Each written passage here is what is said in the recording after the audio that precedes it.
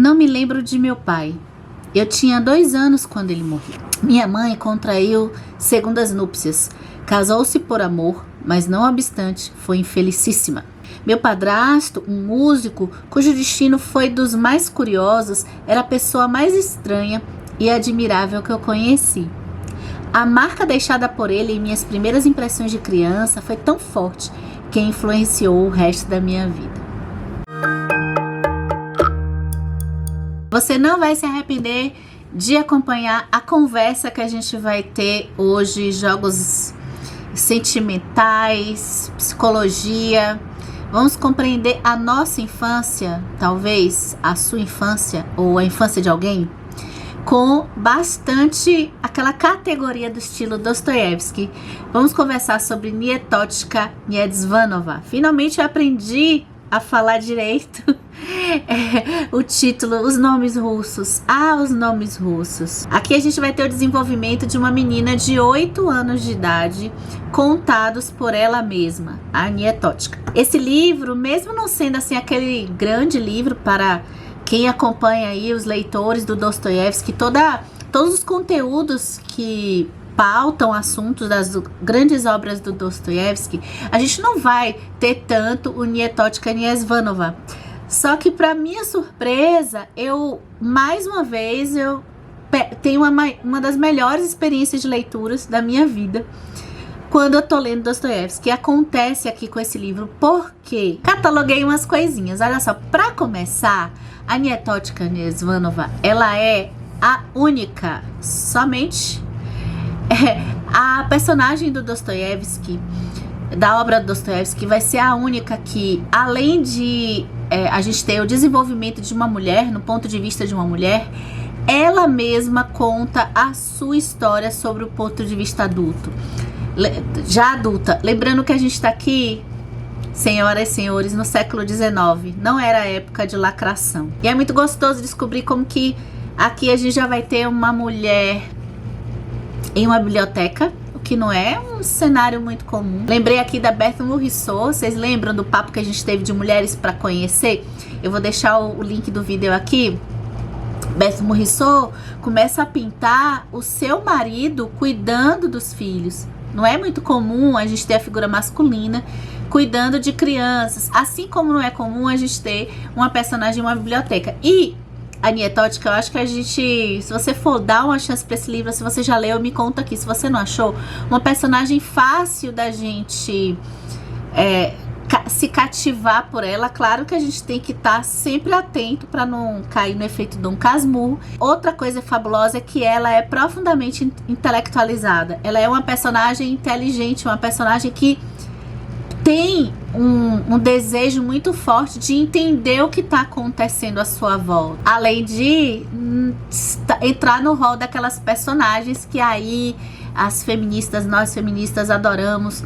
Claro que sendo convicta de que a gente não tá aqui para cancelar ninguém, mas aquelas personagens somente para acrescentar tipos de histórias diferentes. A gente tem aqui uma personagem que também não vai fazer dos seus desejos, da sua vida, pautada por um homem.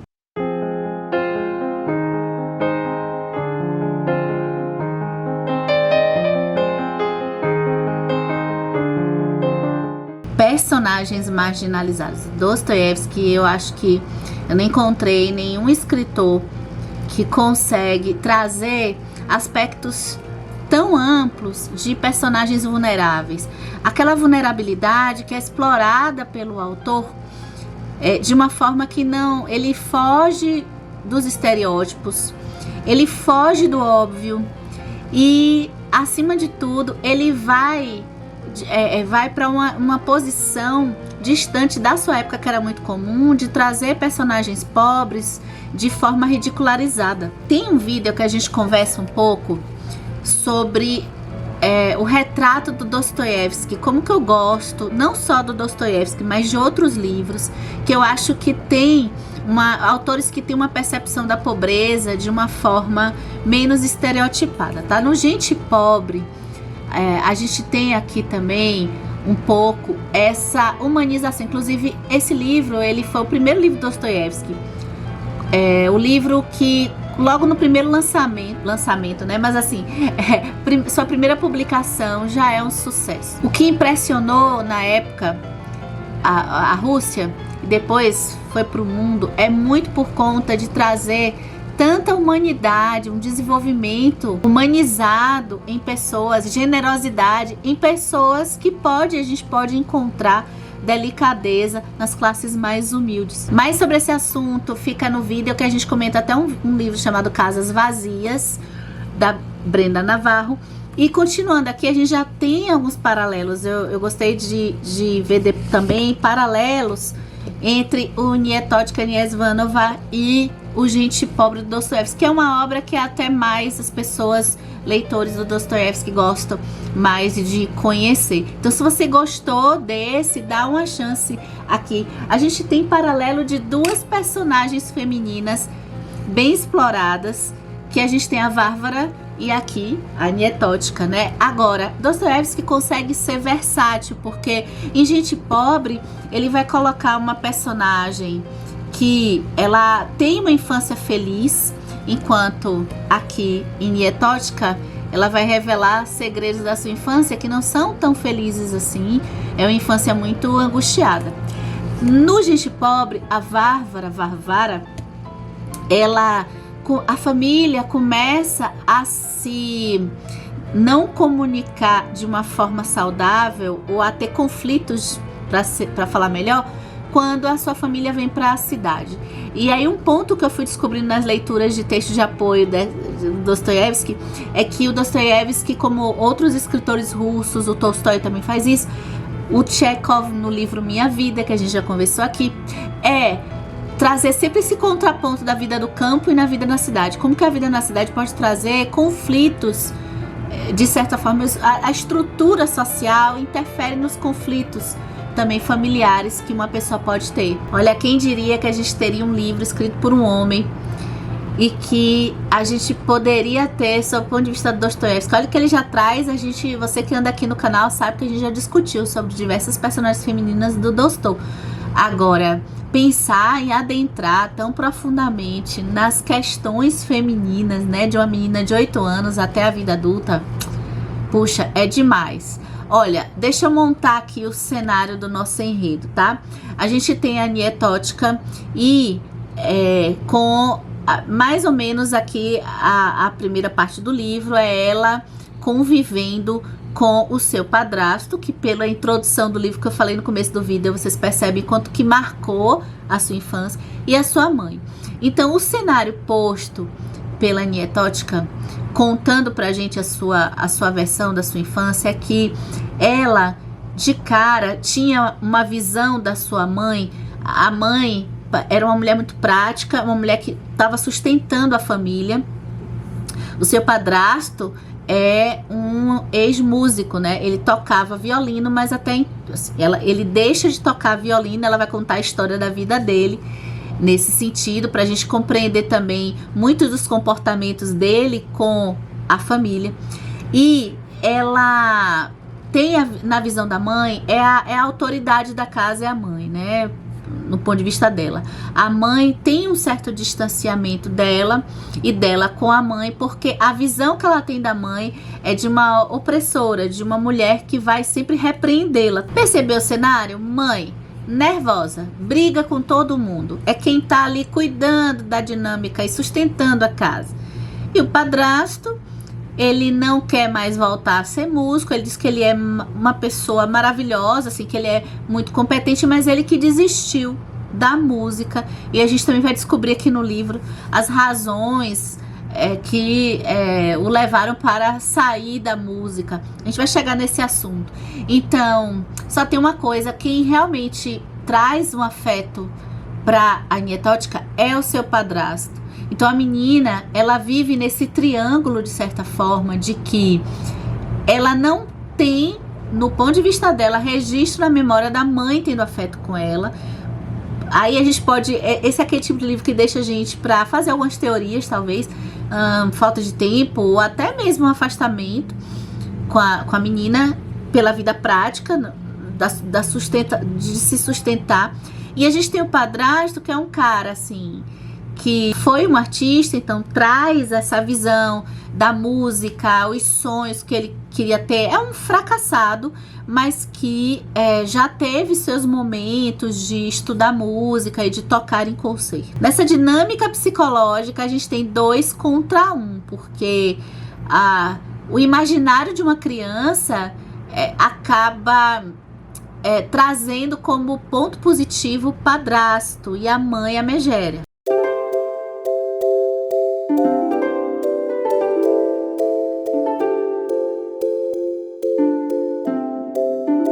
E tem tantas coisas que a gente só vai compreender depois, né? Eu particularmente lembro muito dessa, assim, durante toda a minha vida, o meu pai sempre foi uma figura de orgulho, mas eu me lembro de ter um pouco isso da nietótica, de quando criança, ver a minha mãe, que estava sempre com a função de educar-me, né? De me educar, como a vilã da história. E vamos falar do padrasto. E Yefimov só me fez lembrar desse filme.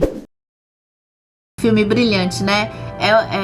Yefimov, Dostoiévski, você já sabe que tem as suas complexidades. Então ele é esse cara que tá ali sempre, até pela história de vida dele, ele tá sempre precisando da outra pessoa para se mover, ele suga sempre as coisas, a energia das outras pessoas, e por um outro lado traz essa dinâmica de um artista.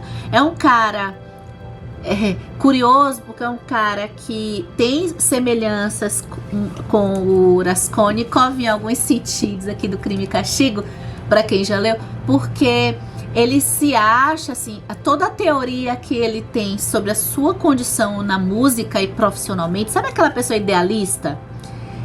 Ele tem a ideia, a questão do que era a música, e a gente vai descobrir por que ele não toca mais o violino, e ele acha que ele tá num patamar acima dos demais. Uma Madame Bovary masculina. A gente vai ver aqui no texto brilhante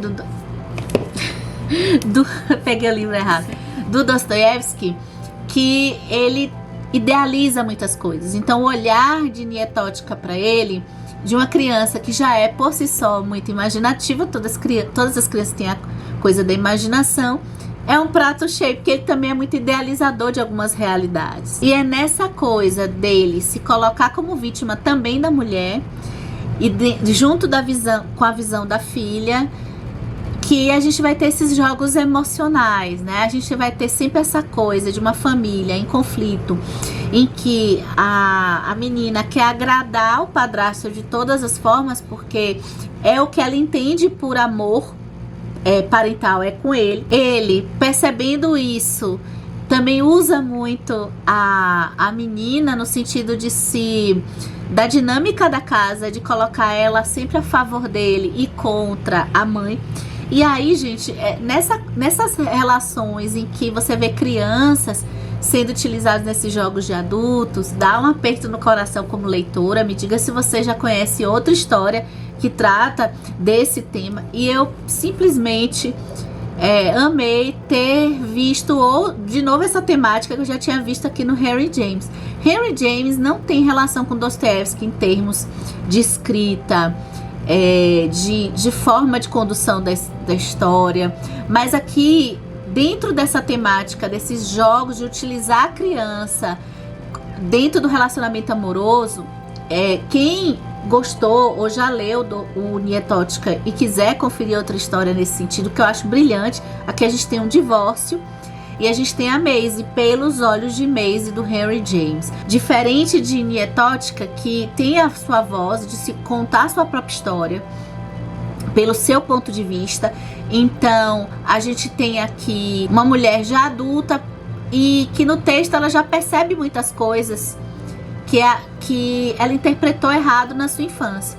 Aqui não, aqui a gente vai ter um narrador em terceira pessoa que tá somente vendo o olhar que a Maisie tá vendo, mas é um narrador que não é a Maisie, que é a criança. Então a gente já consegue ter uma clareza em algumas coisas aqui. Só que o Henry James, para mim, é um escritor sublime, porque ele deixa coisas para subentendidas. Então são pequenas pequenos detalhes que a gente precisa ter atenção para a gente perceber, porque é como se o texto principal, o que chamasse mais atenção, é o olhar de uma criança que está saindo da sua infância para a adolescência. Mas voltando à Oniethotica, como a gente vai ver ela narrando essas emoções em termos de culpa, né? Ela é honesta como narradora, ou talvez esteja se sentindo culpada, né? Em dizer que, poxa, eu tive uma visão errada na minha infância. Eu tô compreendendo, o que é brilhante até no livro é ela ter um alcance intelectual de compreensão do que acontece com ela na sua infância e de perceber quem era realmente esse padrasto na sua infância. Não tem orgulho disso. E, gente, é muito bonito ver Dostoiévski dar uma relevância a uma personagem feminina, assim como ele faz, que ele vai fazer mais tarde, porque o Oniethotica foi escrito antes. O Oniethotica foi escrito antes do Dostoiévski ser preso, tá? E o Memória do Subsolo já é depois. Mas a gente tem o homem do subsolo muito aqui em Oniethotica. Um homem que assim como no Homem do Subsolo, ela se contradiz em algumas coisas de narrativa. Ela o tempo todo tá sentida por ela ter feito o que fez, e ela tá entrando em contato com memórias que, de certa forma, traumáticas para a vida dela, de um momento em que ela foi, de certa forma, também, ela tinha uma certa inocência naquela época, em que ela oscila entre compreender a cabeça dela naquela época, como também ter uma certa tristeza, especialmente nessa dinâmica mãe, padrasto e filha. Então, pessoal, me diz aqui, jogos emocionais em livros. A psicologia feminina, né? Complexidade de pensamentos femininos em livros. Olha, Oniethotica, ela vai ter a oportunidade de conviver com uma família da aristocracia. Eu não vou dizer como isso vai acontecer para não estragar a leitura de vocês que não leram. Mas o que eu posso dizer é que eu fico feliz, a gente fica com contentamento de perceber uma personagem que tá contando uma história pautada em perceber e entender a sua vida de uma forma intelectualizada, o que era mais exclusivo, quase exclusivo dos homens. Eu fico contente também de perceber como que Dostoiévski é realmente brilhante, porque não é fácil para um homem entender dinâmicas do pensamento feminino como ele faz aqui. Olha, se você gosta de Dostoiévski e ainda não conferiu Oniethotica, puxa vida, olha, vocês depois me contam se vocês não encontraram, que aqui a gente gosta de analisar, de fazer relações, pegar as referências, e aí vocês me contam se vocês não encontraram relações aqui com esses livros. Tem também com Noites Brancas. As personagens femininas do Dostoiévski oscilam em diversas personalidades diferentes, o que mostra como ele é maravilhoso, né? E também me conta aqui sobre Pelos Olhos de Maisie, do Henry James. É isso.